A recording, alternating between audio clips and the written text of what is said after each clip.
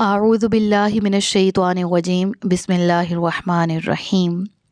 بلغ العلا بکمالہ کشف الدجا بجمالہ حسنت جمیع خصالہ صلو علیہ وآلہ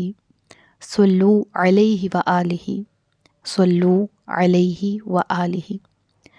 السلام علیکم ورحمۃ اللہ وبرکاتہ۔ میں حافظہ افرا جاوید اسلام آپ سب سے مخاطب ہوں اپنے یوٹیوب چینل انفینٹ اسلام میں۔ آپ سب کو خوش آمدید کہتی ہوں۔ امید کرتی ہوں آپ سب خیریت سے ہوں گے، زندگی پرسکون، پر اطمینان اور ایمان بالخیر گزر رہی ہوگی۔ آج جس ٹاپک کے بارے میں ہم بات کرنے جا رہے ہیں وہ میرا بہت زیادہ فیوریٹ ہے اور انڈاؤٹیڈلی ہم سب کا وہ فیوریٹ ترین واقعہ ہے جس کے بارے میں بات کرتے ہی ہر مسلمان اندر تک خوشی محسوس کرتا ہے، روح تک معطر ہو جاتی ہے اس واقعے کا ذکر کر کے، ذکر سن کے۔ جی ہاں، آج جو واقعہ ہم ڈسکس کریں گے وہ ہے واقعہ معراج مصطفیٰ صلی اللہ تعالیٰ علیہ وآلہ وسلم۔ بیسیکلی مجھ سے جو سوالات پوچھے جا رہے تھے وہ یہ کہ آپ بھی پلیز گائیڈ کر دیں کہ واقعہ معراج پہ کیا ہوا تھا اور ہمیں نمازوں کا تحفہ کیسے ملا، ہمیں یہ بتا دیں کہ آقا علیہ الصلوۃ والسلام کس وقت، کس تاریخ میں، کس ماہ میں عرش پر اللہ تبارک و تعالیٰ سے ملاقات کے لیے گئے اور اس واقعے کے نتیجے میں کیا ثمرات مسلمانوں کو ملتے ہیں۔ انشاءاللہ اس پر ٹاپک وائز ہم انشاءاللہ اس سیریز میں ہر ٹاپک کو کور کریں گے، ہر لیکچر کو کور کریں گے انشاءاللہ۔ آج اس لیکچر میں جس ٹاپک کو انشاءاللہ عز و جل ہم کور کرنے جا رہے ہیں وہ ہے واقعہ معراج کا پس منظر، ٹھیک ہے۔ یعنی میں نے یہ ضروری سمجھا کہ جب تک ہم اس پس منظر کی بات نہیں کر لیں گے کہ آقا علیہ الصلوۃ والسلام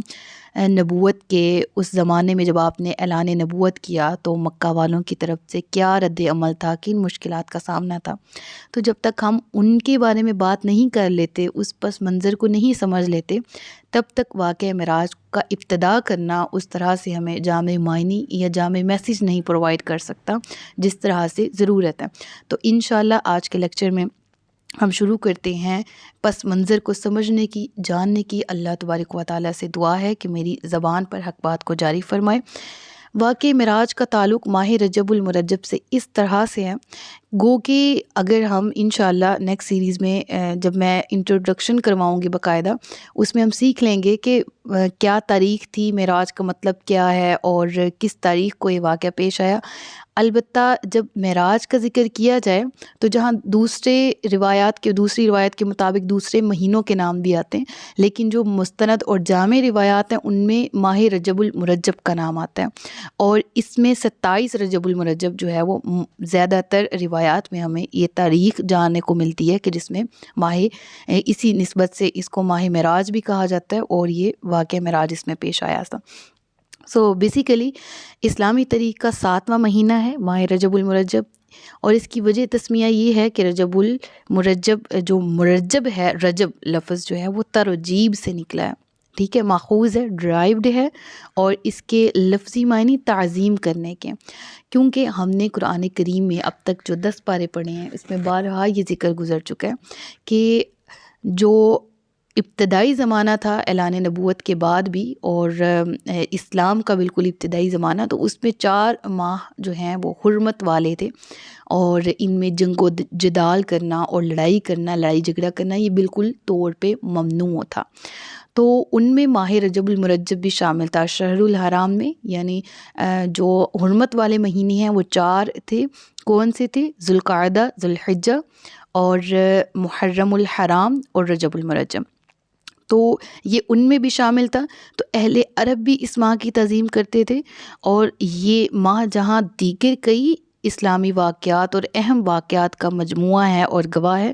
وہاں ساتھ ہی ساتھ جب ہم 27 رجب المرجب تاریخ کا نام لیں تو ہمیں یہ شب معراج کی یاد دلاتا ہے، وہ شب جب آقا علیہ الصلوۃ والسلام کو، محبوب کبریا کو،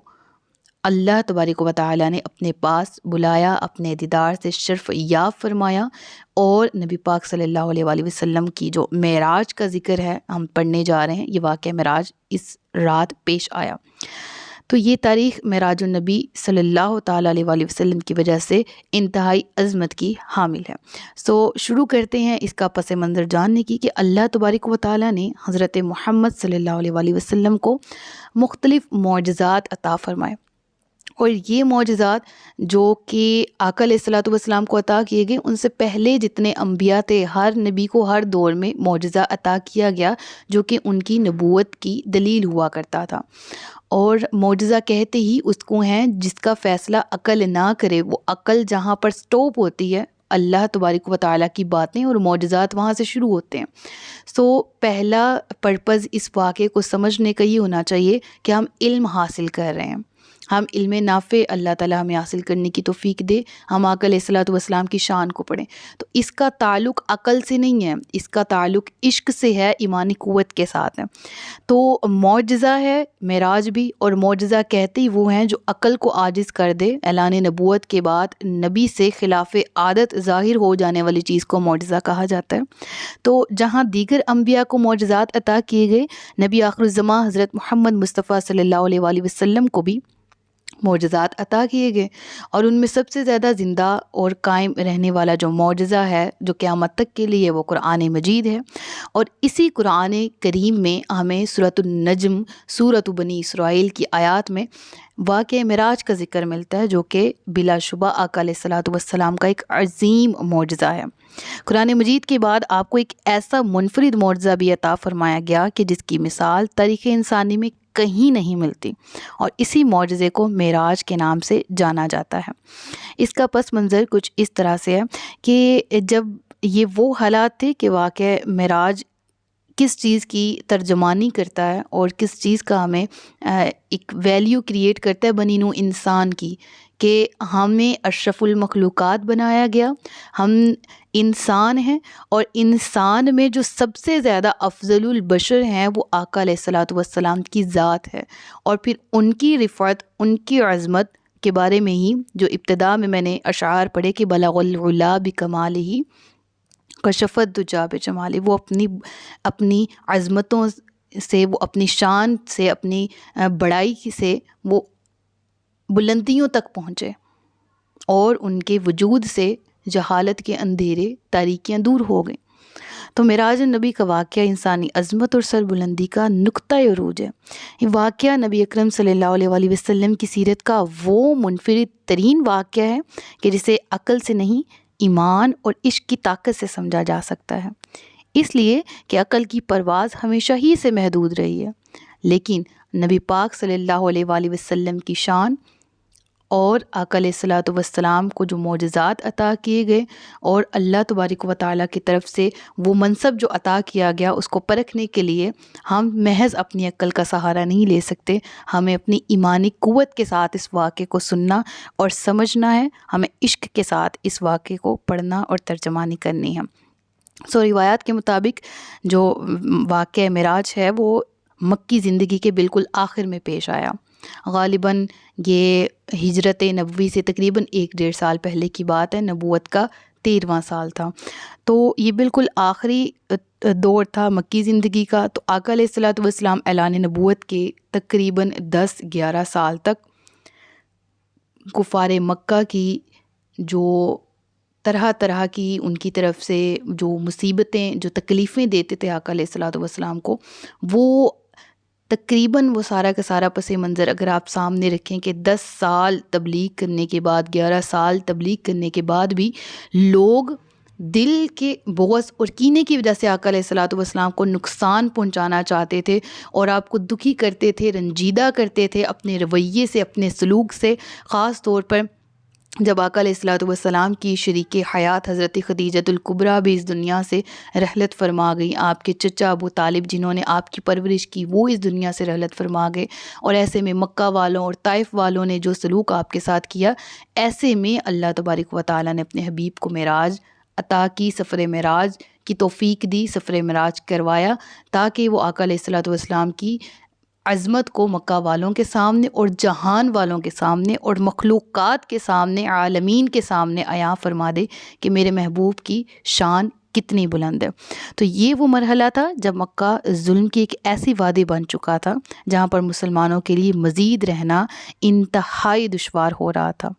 اور نبی پاک صلی اللہ علیہ وآلہ وسلم کے دو پیارے سہارے حضرت ابو طالب اور حضرت خدیجۃ الکبریٰ رضی اللہ تعالیٰ عنہم اجمعین ایک کے بعد دیگرے انتقال فرما چکے تھے۔ پھر کیا تھا، جیسے کفار مکہ نے ایکا کر لیا ہو، وہ نبی اکرم صلی اللہ علیہ وآلہ وسلم اور اہل ایمان کو ایسی پرتشدد زندگی سے گزاریں گے۔ انہوں نے یہ ایکا کیا کہ ہم ایسی مشکل زندگی ان کے لیے کر دیں گے، ایمان والوں کے لیے، کہ ان کی طاقت ختم ہو اور ان کی برپا کردہ اسلامی تحریک بے جان ہو کر رہ جائے۔ پھر نبی پاک صلی اللہ علیہ وآلہ وسلم نے جب مکہ والوں میں اعلان نبوت کیا اور تبلیغ کی، اور مکہ والوں نے آگے سے آقا علیہ الصلوۃ والسلام کی نبوت کو جھٹلایا، نعوذ باللہ من ذالک، ان کو کہا کہ آپ نبی نہیں ہیں یا ہم آپ کو نبی نہیں مانتے، نعوذ باللہ، تو ایسے میں نبی پاک صلی اللہ علیہ وآلہ وسلم پھر تبلیغ کے سلسلے میں طائف گئے، لیکن وہاں کے باشندوں نے بھی آپ سے بدسلوکی کی، بربریت اور ظلم کی وہ داستان رقم کی کہ انسانیت کا سر شرم سے جھک گیا۔ اور یہ واقعہ بھی بالکل ہمارے سامنے ہے کہ طائف کے لوگوں نے پتھر آقا علیہ الصلوۃ والسلام کو مارے کہ آپ کے نعلین مبارک، آپ کے جوتے مبارک جن پہ ہم تمام عاشقوں کی جان بھی قربان ہو، وہ خون کے بھر گئے تھے۔ ایسا سلوک انہوں نے کیا تبلیغ کے بدلے میں، جواب کے طور پہ۔ تو ایسے وہ بربریت اور ظلم کی حد تک وہ لوگ پہنچ چکے تھے کہ آقا علیہ الصلوۃ والسلام جب وہاں گئے اور وہاں ان کا سلوک دیکھا، تو ایسے میں اللہ تبارک و تعالیٰ نے آپ پر آیات نازل کی۔ سورۃ طور کی آیت نمبر 48 ہے، جس میں اللہ رب العزت ارشاد فرماتا ہے، ان حالات میں یہ آیات نازل ہوئیں کہ اے محبوب تم اپنے رب کے حکم پر ٹھہرے رہو۔ مراد کیا ہے کہ یہ جو مصیبتیں، یہ جو تکلیفیں تم تک پہنچا رہے ہیں، ان پر تم صبر کرو اے محبوب، تم اللہ پر توکل رکھو مضبوط جو کہ ہے، اور اس کو مزید صبر کرتے رہو، صبر پر قائم رہو، بے شک تم ہماری نگاہوں یعنی ہماری حفاظت میں ہو، اور اپنے قیام کے وقت اپنے رب کی تعریف کرتے ہوئے پاکی بیان کرو۔ یعنی تسبیح و تحلیل کا حکم جاری رہا اور صبر و تحمل کا حکم آیا، اور کہا کہ اے محبوب آپ ان کے رویوں پر صبر کریں، انشاءاللہ رب العالمین آپ، اور بے شک اللہ اس وقت بھی ساتھ تھا۔ اللہ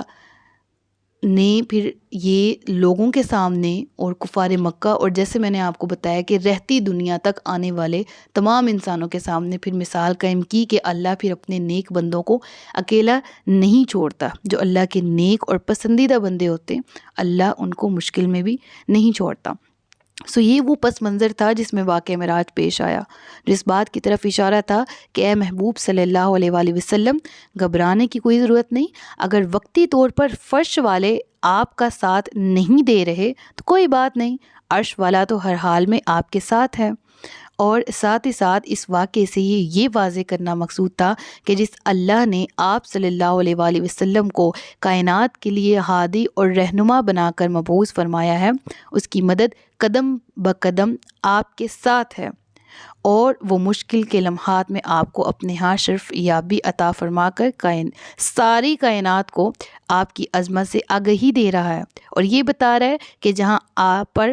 جہاں پر آپ قدم مبارک پہنچے ہیں، وہاں پر نہ تو کوئی نبی پہنچ سکا ہے آج تک، اور نہ ہی کوئی نورانی فرشتہ، اور نہ ہی کوئی جن و انس وہاں تک جانے کی سکت رکھتا ہے۔ یعنی اگر زمین والوں نے آپ کے ساتھ وقتی طور پر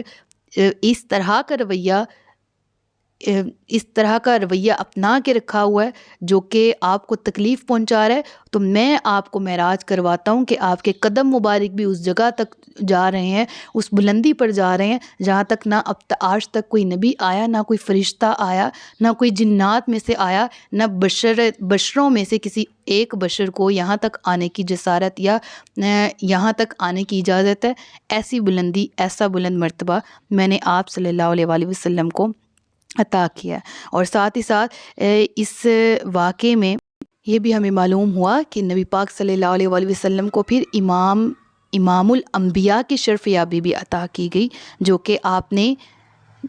مسجد اقصیٰ میں تمام انبیاء کرام علیہم رضوان کی امامت کروائی، اور تمام انبیاء نے آپ کی اقتدار میں نماز ادا کرنے کا شرف حاصل کیا، اقتدا میں یعنی کہ مقتدی ہوتا ہے نا جو امام کے پیچھے نماز پڑھتا ہے، تو امام نبی پاک صلی اللہ علیہ وآلہ وسلم تھے، اور تمام آپ کی اقتدا میں یعنی مقتدی ہو کر تمام انبیاء نے نماز ادا کی۔ تو یہ واقعہ معراج کی تفاصیل ہمیں قرآن کریم کی آیات سے بھی ملتی ہیں، ہمیں احادیث اور ہمیں سیرت کی کتابوں سے بھی ملتی ہیں، جو انشاءاللہ عز و جل اس معراج سیریز میں پڑھائی بھی جائیں گی، سیکھی بھی جائیں گی، سکھائی بھی جائیں گی انشاءاللہ عز و جل۔ یہ حقیقت بھی اپنی جگہ آج کے دور تک بھی اٹل ہے کہ اس دور میں بھی جب سائنس اتنے عروج پہ نہیں تھی، تب بھی آقا علیہ الصلوۃ والسلام کا معجزہ ہمیشہ کے لیے زندہ تھا۔ آج بھی سائنس جتنی مرضی ترقی کر لے، اس پر یہ حقیقت حال کا انکشاف تو ضرور ہو رہا ہے کہ واقعہ معراج کی صداقت سائنسی پوائنٹ آف ویو سے بھی سامنے آ رہی ہے، اور علم و فلسفہ کے ماہرین خالق کائنات کی طاقتوں کو سمجھنے میں آسانیاں محسوس کر رہے ہیں۔ یہ بھی سامنے روز روشن کی طرح آیا ہے کہ واقعہ معراج حق تھا، اور یہ واضح رہے کہ یہ حق تھا، ہے، اور انشاءاللہ قیامت تک رہے گا۔ جتنی سائنس نے ترقی کر لی ہے، کوئی بھی سائنس کی بدولت اس واقعے کو اس کی تردید نہیں کر سکتا اپنے علم کی بنیاد پر، بلکہ تصدیق در تصدیق دن بدن اس کی تصدیق میں شواہد اکٹھے ہو رہے ہیں۔